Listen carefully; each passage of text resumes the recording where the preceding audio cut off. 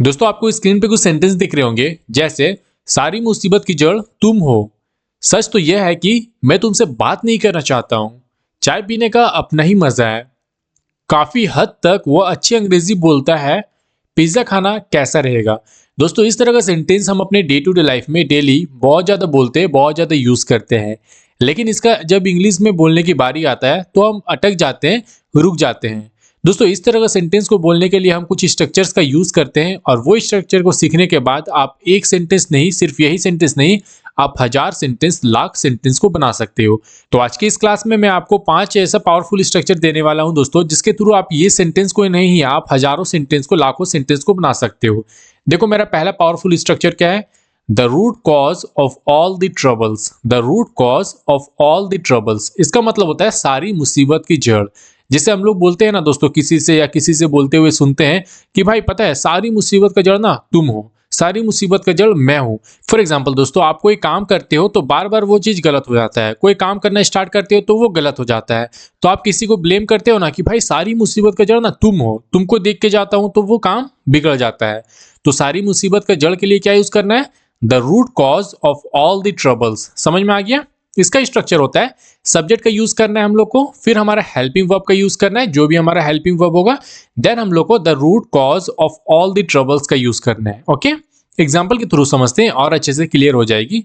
For example, you are the root cause of all the troubles. You are the root cause of all the troubles, इसका मतलब हुआ सारी मुसीबत का जड़ तुम हो। अगर आपको ऐसा बोलना है कि सारी मुसीबत का जड़ मैं हूं, तो कैसे बोलना है। I am the root cause of all the troubles. I am the root cause of all the troubles.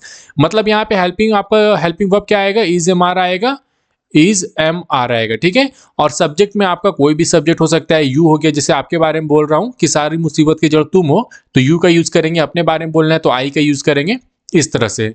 ठीक है, सारी मुसीबत का जड़ मैं हूं। अगला मेरा पावरफुल स्ट्रक्चर है as a matter of fact. As a matter of fact, इसका मतलब होता है सच तो यह है कि। फॉर एग्जाम्पल दोस्तों, जैसे आपका दोस्त का मैसेज आप बार बार इग्नोर कर रहे हो, तो आपका दोस्त आके बोल रहा है कि भाई इग्नोर क्यों कर रहे हो, मैसेज को इग्नोर क्यों कर रहे हो, मैसेज क्यों नहीं देख रहे हो। तो आप बोलते हो ना कि भाई सच तो यह है कि मैं तेरे से बात ही नहीं करना चाहता हूं। इसका स्ट्रक्चर क्या होता है, as a matter of fact का यूज करना है, देन हम लोग को सेंटेंस का यूज करना है। कोई भी सेंटेंस हो सकता है वो। एग्जाम्पल के थ्रू समझते हैं। As a matter of fact I don't want to talk to you. As a matter of fact, I don't want to talk to you.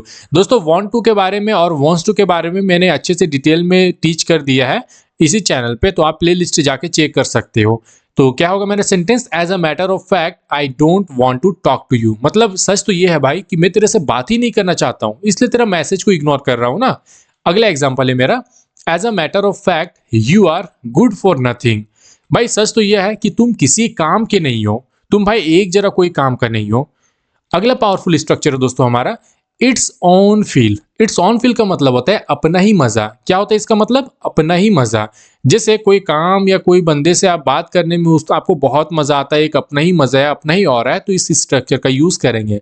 इसका हमारा स्ट्रक्चर क्या होगा, V4 का यूज करना है हम लोग को, मतलब वर्ब का फर्स्ट फॉर्म, उसमें आईएनजी को लगा देंगे तो V4 बन जाएगा। उसके बाद दोस्तों नाउन का यूज होगा, V4 के बाद नाउन का यूज होगा। देन हम लोग हैज और हैड का यूज करेंगे, मतलब अकॉर्डिंग टू सब्जेक्ट वगैरह और अकॉर्डिंग टू सिचुएशन, टेंस के हिसाब से। ठीक है, प्रेजेंट के लिए हम लोग हैज का यूज करेंगे और पास्ट के लिए हम लोग हैड का यूज करेंगे। अगर देखा जाए तो यहाँ पे हैव का यूज करो। देखो यहाँ पे हैड को हटा दो, अभी यहाँ पे हम लोग प्रेजेंट के बारे में बोल रहे हैं, तो प्रेजेंट में हम लोग हैज और हैव का यूज करेंगे। हैव का यूज किसके साथ करेंगे, जो हमारा प्लूरल सब्जेक्ट रहेगा, जैसे आई रहा, यू रहा, दे रहा, वी रहा और एक से ज्यादा बंदा रहा, तो हैव का यूज करना। और हैज का यूज करना सी के साथ, ही के साथ और इट के साथ, और एक से मतलब सिंगल बंदा रहा तो उस केस में हम लोग हैज का यूज करेंगे। समझ में आ गया। फिर हम लोग इट्स ऑन फील का यूज करना है। एग्जाम्पल के थ्रू समझते हैं, जैसे टेकिंग टी, ये हमारा टेक हो गया ना। टेक मतलब क्या होता है, टेक मतलब लेना होता है, उसमें आईएनजी लगा दिए तो क्या बन गया, टेकिंग बन गया। और ये जो टी हो गया, ये क्या हो गया, नाउन हो गया। Taking tea has its on feel. भाई चाय पीने का, चाय लेने का अपना ही मजा है। सुबह सुबह चाय पीने का, नाश्ता करने का अपना ही मजा है। ठीक है, अगला एग्जांपल है मेरा, talking to you had its on feel. Talking to you have या तो हैड का भी यूज कर सकते हो। हैव इट्स ऑन फील क्या होगा, तुमसे बात करने का अपना ही मजा था। चलो यहाँ पे हैड का भी यूज कर लेते हैं। जैसे तुमसे बात करने का अपना ही मजा था, पहले भाई तेरे से ना बात करने का बहुत अच्छा लगता था, तेरे से अपना ही मजा था। जैसे मान लेते आप कोई ड्यूटी वगैरह ज्वाइन कर लिए हो, तो ज्वाइन कर लिए हो तो आप उससे बात नहीं कर पा रहे हो अपने दोस्त से, तो आप एक दिन कभी मिलते हो तो बताते हो ना कि भाई तेरे से जब बात हो रही थी उसका एक अलग ही मजा था, अलग ही हो रहा था, हम लोग दिन दिन भर बात करते थे, दिन दिन भर गेम खेलते थे। तो इस तरह से होता है दोस्तों। अगला स्ट्रक्चर मेरा to a great extent. To a great extent का मतलब होता है काफी हद तक। टू अ ग्रेट एक्सटेंट का मतलब होता है काफी हद तक। फॉर एग्जाम्पल जैसे हम लोग बोलते हैं ना, जैसे हम आपसे बोल रहे हैं कि भाई आप मेरा वीडियोस को देख देख के आपकी इंग्लिश काफी हद तक सुधर गई है, काफी हद तक इंप्रूव हो गई है। कैसे बोलेंगे, इसका स्ट्रक्चर क्या होता है, टू अ ग्रेट एक्सटेंट का यूज करना है, देन हमारा सेंटेंस का यूज करना है। ओके, एग्जाम्पल के थ्रू समझते हैं। To a great extent he speaks good English. भाई काफी हद तक वो अच्छी अंग्रेजी बोलता है, काफी हद तक वो ठीक ठाक बोलता है। ओके, अगला एग्जांपल है मेरा, to a great extent you are right person. To a great extent you are right person.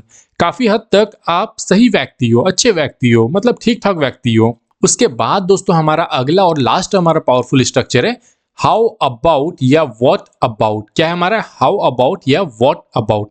इसका मतलब होता है कैसा रहेगा। जब आप सामने वाले पर्सन से या किसी से भी ओपिनियन पूछते हो तो उस केस में हम लोग इस स्ट्रक्चर का यूज करेंगे। फॉर एग्जांपल आपको मूवी देखने जाना है, तो आप अपने दोस्त से पूछते हो ना कि भाई मूवी देखना कैसा रहेगा। जैसे आपको पिज्जा ऑर्डर करना है तो अपने दोस्त से पूछते हो ना कि भाई पिज्जा खाओगे, वो खाना कैसा रहेगा, अच्छा रहेगा ना, हेल्दी है कि नहीं है। आप सामने वाले बंदे से ओपिनियन लेते हो, ठीक है। उस केस में इसका यूज करना है। इसका स्ट्रक्चर क्या होगा, हाउ अबाउट का यूज करना है या तो फिर व्हाट अबाउट का यूज करना है, देन हमारा वर्ब का फोर्थ फॉर्म का यूज करना है, देन हम लोग ऑब्जेक्ट वगैरह का यूज करना है। एग्जाम्पल क्या होगा, हाउ अबाउट ईटिंग पिज्जा, मतलब पिज्जा खाना कैसा रहेगा। मैं सामने वाले बंदे से आपसे मैं क्वेश्चन कर रहा हूं, मैं आपसे पूछ रहा हूं, आपसे मैं ओपिनियन ले रहा हूं कि भाई पिज्जा खाना कैसा रहेगा।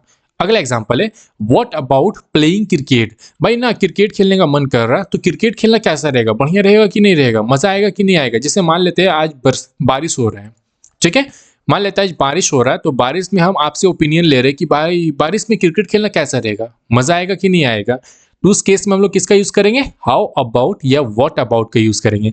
दोस्तों आपको ये सारा स्ट्रक्चर कैसा लगा, था ना इंटरेस्टिंग। ये स्ट्रक्चर आपको समझ में आई होगी और आपकी इंग्लिश थोड़ी सी भी इंप्रूव हुई होगी। तो ये वीडियो को लाइक जरूर कर देना और चैनल को सब्सक्राइब कर देना और ये वीडियो को अपने दोस्तों के पास शेयर जरूर कर देना। मिलते हैं अगले वीडियो में एक ऐसे इंटरेस्टिंग टॉपिक के साथ, तब तक के लिए बाय।